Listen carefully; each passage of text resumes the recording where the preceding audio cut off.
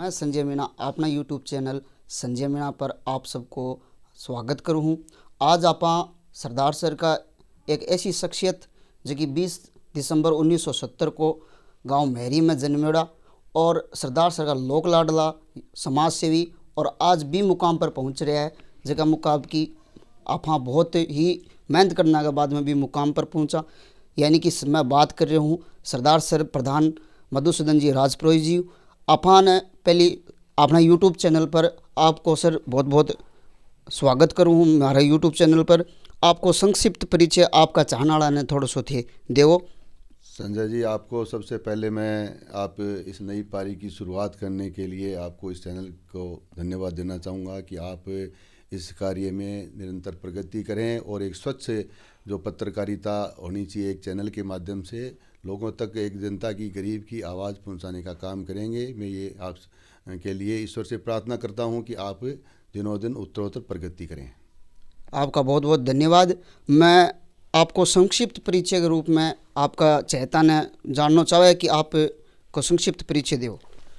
मैं मधुसूदन राजपुरोहित गांव मेहरी का रहने वाला हूं और मैं एक ऐसे परिवार से बिलोंग करता हूं जो आज तक जिन्होंने स्वच्छ राजनीति करी है। उन्होंने गांव से मेरे दादाजी ने शुरुआत करी थी। सबसे पहले वो जो ब्लॉक स्तर के चुनाव होते थे पहले उसमें डाणी पांचेरा ब्लॉक से उन्होंने चुनाव जीता था। उसके बाद में मेरे पिताजी ने सरपंच का चुनाव लड़ा और वो अच्छे मार्जिन से वोट जीत करके लोगों की सेवा करी। उसके बाद में पापा जी ने 94 में पंचायत समिति के सदस्य के रूप में चुनाव जीते और उसके बाद में मेरी माताजी सरपंच का चुनाव जीती और अगले चुनाव में फिर माताजी जिला परिषद का सदस्य का चुनाव जीती और इससे पिछले चुनाव में निर्मला राजपुरोहित जो मेरे छोटे भाई की बहू है वो सरपंच थी और अभी जो ये वर्तमान में निर्मला राजपुरोहित जो छोटे भाई की बहू है वो प्रधान के पद को सुशोभित कर रही है। सर, लोगों की ये जनमानस है का भावना है कि आप पहले समाज सेवी थे, एक मेडिसिन लाइन में भी थे आप, अब आप अचानक प्रधान राजनीति में आप आए हो, तो इस ये क्या मकसद है आपका आगे का? संजय जी, पापा जी लगातार जनता के बीच में रहते थे, गांव की राजनीति करी थी, आगे बढ़ने का उन्होंने खुद ही प्रयास नहीं किया था। बहुत सारे मौके भी मिले थे आगे बढ़ने के लिए, लेकिन उनका एक ही मकसद था कि मैं गरीब का गांव की सेवा कर सकूं। उनके देहावसान के बाद हम लोगों को तो मजबूरन इस कार्य में आना पड़ा। गांव वालों की मंशा थी कि हम लोग किसी को नहीं जानते, अगर आपको पापा जी के पद चिन्हों पर चलना है और हम लोगों की सेवा करनी है तो आपको यहाँ गांव में रह करके और हम लोगों की सेवा करनी पड़ेगी। उनका हम गांव वालों का हम लोगों पे बड़ा एहसान था। हमारे 100 बार मना करने के बाद भी वो लोग नहीं माने कि नहीं, आपको पंचायत समिति का सदस्य का चुनाव लड़ना पड़ेगा। ठीक है, महिला सीट थी तो नॉमिनेशन तो उन्हीं के नाम से होना था, लेकिन उनकी सबकी मंशा ही कि आप चुनाव लड़ो और मुझे कांग्रेस से टिकट मिली। ठीक है, अभी पीछे मैं समझता हूँ ये जो चुनाव हुआ था उसमें कांग्रेस के लोग मेहरी गए थे और उनके कि हाँ, वाइस चेयरमैन साहब जो बड़े लीडर हैं कांग्रेस के, उन्होंने कहा था कि इनको हमने पंचायत समिति की टिकट दी थी और भंवरलाल जी ने चुनाव जिताया था। तो मैं इस चैनल के माध्यम से आज उनको बताना चाहूँगा कि ये चीज़ गांव वालों ने अभी साबित कर दी चुनाव में कि भी कौन किसको जिताता है, क्योंकि मेहरी गांव में हमारा दिल बसता है। हर घर में, हर परिवार में, हर बच्चे में, बूढ़े में, माँ में, ताऊ में, दादा में, दादी में हमारा दिल बसता है और उनका सच्चा आशीर्वाद हमारे साथ हमेशा रहता है। सर, अभी बीडीसी मेंबर चुनाव हुए थे, उसके बाद में आप चुनाव जीत के आए और आने के बाद में आप निर्दलीय प्रधान भी बने और अभी हाल ही विधानसभा उपचुनाव में आपने भारतीय जनता पार्टी का दामन भी थमा है। आगे की आपकी क्या रणनीति रहेगी? देखिए संजय जी, मैं 2 साल से पंचायत समिति में प्रधान के कार्य का दायित्व संभाल रहा हूँ और जैसा पापा जी का मकसद था, गरीब की सेवा, कमज़ोर की सेवा, शोषित की मदद करनी, कहीं भी किसी भी अनाथ की मदद करनी, गाय की मदद करनी, ये हमारा मूल उद्देश्य रहता है। और मैंने 2 साल में आप लोगों ने देखा भी होगा कि मैंने एक एक आदमी की व्यक्तिगत काम, चाहे वो छोटे से छोटे राशन कार्ड से लेकर के पेंशन का, प्रधानमंत्री आवास का, गरीब के घर शौचालय का, समाज कल्याण विभाग की जितनी भी योजनाएं हैं उनसे संबंधित जो काम था, कोरोना में लोगों की मदद करना, लंपी में गायों की मदद करना। आप लोगों ने देखा होगा कि हमने राजनीति केवल ये आज की राजनीति में हम फिट नहीं बैठते हैं, क्योंकि हमारे पिताजी का, हमारे दादाजी का जो उद्देश्य था कि गरीब की सेवा करनी, गाय की सेवा करनी, हम उसी प्रकार निरंतर सेवा का कार्य करते रहेंगे। और रहा सवाल आगे का, वर्तमान में जीते हम लोग, वर्तमान में जीने वाले हैं, जितना ज़्यादा लोगों का हित कर सकते हैं वो करने का प्रयास करते हैं।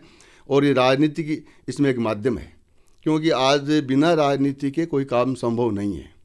ठीक है, हम कांग्रेसी थे, 2 साल तक हमने निर्दलीय की भूमिका में रहे, लेकिन इत्तेफाक अगर ये चुनाव नहीं आता तो हम लोग 1 साल मान लो चुनाव तक वेट करते, लेकिन ये चुनाव आने की वजह से हमें निर्णय लेने पड़ा। और निर्णय लेकर के मैं बहुत संतुष्ट हूँ, क्योंकि भारतीय जनता पार्टी की नीति से में हम फिट बैठते हैं। और रहा सवाल राजनीति का, तो अवसर मिलेगा तो अवसर का भरपूर लाभ उठाएंगे।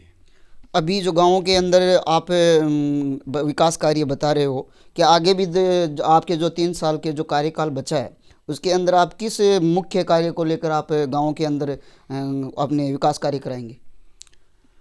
मैंने 2 साल के कार्यकाल में पंचायत समिति के माध्यम से 247 काम, जिसमें ऊपर में 30 लाख से लेकर के नीचे में 5 लाख तक के कार्य आते हैं, जिसमें स्कूलों में कमरे, क्योंकि गवर्नमेंट ने स्कूल तो खोल दिए लेकिन नए स्कूलों में अध्यापक है, नए कमरे हैं, तो जहाँ भी जाते हैं कमरों की मांग होती है।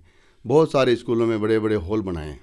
उसके अलावा गांव में गंदे पानी की बड़ी समस्याएं हुई, क्योंकि खुरे बन गए लेकिन ड्रेनेज की प्रॉपर व्यवस्था नहीं है। तो पहले तो हमने SBM के माध्यम से सोकपिट वगैरह जो है, कोकपिट वगैरह है, ये बनवाए, लेकिन उनसे भी हल नहीं हुआ। तो हमने बड़े बड़े नाले बना करके गांव में पानी निकालने का कार्य किया है। और शमशान भूमि की दीवार बनाने का, स्कूल की बाउंड्री बनाने का, गाँव में इंटरलॉक के और ईंटों के खरंजे बनाने का, सामुदायिक भवन, और ऐसे बहुत सारे कार्य हमने किए हैं। उसके अलावा 2000 प्रधानमंत्री आवास के मकान पंचायत समिति बनने के बाद में अपने चूरू जिले में सबसे ज़्यादा प्रधानमंत्री आवास के मकान पंचायत समिति सरदार सर में बने हैं। और लगभग 2000 ही शौचालय जो गाँवों में गरीबों को, वो भी दिलाने का कार्य किया है। आगे भी निरंतर, अब लोग कहते हैं ना कि प्रधान ने काम नहीं किया, क्योंकि प्रधान की अभी प्लेट नहीं लगी है, ये कहना लोगों का है। लेकिन मैं बताऊं आपको 247 कार्य हमने संपूर्ण करवा दिए हैं, जिन पे अभी उनका शिलान्यास होना बाकी है, वो भी विधिवत रूप से होगा। लेकिन आगे भी निरंतर जैसे जैसे भी लोगों की मांग आ रही है, काम की मांग आ रही है, मैं निष्पक्ष होकर के बिना किसी भेदभाव के जहाँ आवश्यकता है उस हिसाब से बराबर कार्य जारी रहेंगे। सर, आपने अभी उपचुनाव में विधानसभा में को भारतीय जनता पार्टी का दामन थामा, तो लोगों का यही कहना था कि भारतीय जनता पार्टी और ज़्यादा मजबूत हुई है। लेकिन जैसे ही 8 दिसंबर का रिजल्ट था तो हमने देखा कि 65,000 के आसपास ही भारतीय जनता पार्टी रही थी। आगे आप इसको और कितना मजबूत करेंगे, इसके बारे में आप कुछ? देखो, ये जो चुनाव था, इस चुनाव में बहुत सारे फैक्टर रहे थे। एक तो उपचुनाव था, उपचुनाव में भंवरलाल जी का निधन होने के बाद में ये स्वाभाविक है कि विसंपत्ति होती है, सहानुभूति होती है, और सहानुभूति का आजकल लोग लाभ लेते भी हैं, क्योंकि आजकल चुनाव मुद्दों पे नहीं होकर के और ये सहानुभूति पर इस चुनाव को लिया गया। अपना जो क्षेत्र है इसमें हर आदमी का एक अलग टाइप का लगाव भी रहता है लोगों में। ठीक है, भंवरलाल जी लंबे टाइम तक विधायक रहे तो हर आदमी से जुड़े हुए थे, तो लोगों की भावना थी कि भी एक बार तो कम से कम इनको मौका उनके नाम पे देना चाहिए। ये एक नंबर का। दूसरा जो कारण रहा वो रहा राज। तो राज का बड़ा दुरुपयोग हुआ इस चुनाव में। राज ने अपनी दुरुपयोग की जो सीमा होती है उसको लांघने का काम किया। प्रशासनिक मशीनरी का इतना बड़ा दुरुपयोग किया गया। उसके अलावा जो एक फैक्टर था कि तीसरा जो यहाँ मोर्चा था, तो उसमें भी लोगों ने एक, क्योंकि उपचुनाव होता है ये उसमें होता है, तो एक मान लो हनुमान जी बेनीवाल की जो RLP जो पार्टी है वो भी एक बड़ा वोट बैंक जिसने सेंध जिसमें ज़्यादा लगाई वो भारतीय जनता पार्टी के वोटों में ज़्यादा सेंध लगी। और रहा सवाल मेरे मिलने से, हमारी लोगों के मिलने से, तो आपको ये तो सब पता है कि महरी क्षेत्र से, और जहाँ कांग्रेस पीछे 600 650 वोटों से ऊपर थी, और आज वहाँ भारतीय जनता पार्टी 715 वोट बढ़त लेके आई है। उसके अलावा जो डालमान पंचायत है उसमें आप देख लो, कांग्रेस तो वहाँ पुणी 200 में सल्ट गई। उसके अलावा फोगा जो क्षेत्र है उसमें पिछले चुनाव में 800 वोट कांग्रेस आगे थी, और आज भारतीय जनता पार्टी वहाँ 800 को लीड मार करके कवर करके और 100 वोट बीजेपी ऊपर लेके आई है। तो हमारे प्रभाव को और हमारे जो हमने कार्य किया है, अब ठीक है राजनीति में इस चुनाव में हार जीत होती रहती है, लेकिन हार से हम कोई निराश होने वाले नहीं हैं और मजबूती से चुनाव लड़ेंगे 2023 का। कैंडिडेट जो भी हो, पर जो भी पार्टी तय करेगी, जिसको भी पार्टी टिकट देगी, उसके साथ हम कंधे से कंधा मिलाकर के मजबूती से कार्य करेंगे और चुनाव जीतेंगे 2023 का। एक आखिरी सवाल आपसे, पूरा सरदारसर विधानसभा 2,89,000 जो वोटर हैं उनकी जनमानस की ये भावना मैंने लगातार सर्वे में देखा कि मधुसूदन जी राजपुरोहित को भारतीय जनता पार्टी इस बार मैदान में उतारेगी, तो इस बारे में आप क्या कहेंगे? देखो संजय जी, मुझे कोई पार्टी जो भी दायित्व देती है, जो भी दायित्व पीछे दिया है, मैं उस दायित्व का निर्वहन कर रहा हूँ। मैं ज़्यादा अपेक्षा नहीं रखता। हमारा मकसद है जनता की सेवा करना। अब भारतीय जनता पार्टी में मिले हैं, भारतीय जनता पार्टी के कार्यकर्ता बने हैं, तो आगे चुनाव आएगा, तब तक मैं लोगों की सेवा करने का उद्देश्य है। अब चुनाव आएगा, पार्टी किसको टिकट देगी, जिसको भी टिकट पार्टी देगी, मैं उसके साथ ताकत से काम करूँगा और मैं 101% मेरा जो उसमें लगेगा वो मैं लगाऊंगा। और रहा सवाल मेरे चुनाव लड़ने का नहीं लड़ने का, ये भविष्य के गर्भ में है।